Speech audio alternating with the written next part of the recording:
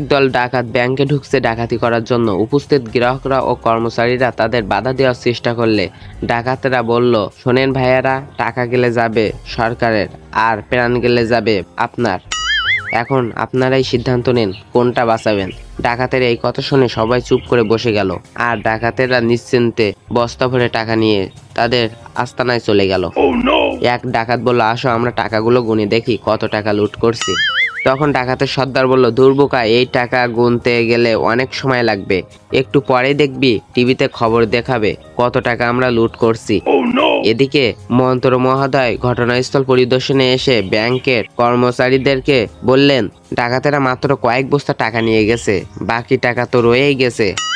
আসেন আমরা সবাই বাকি টাকাগুলো নিজেদের মাঝে ভাগ করে নেই, বিষয়টা কেউ বুঝতে পারবে না। রাতের বেলা ডাকাতেরা টিভিতে সংবাদ দেখছিল ব্যাংক থেকে 50 কোটি টাকা লুট হয়েছে।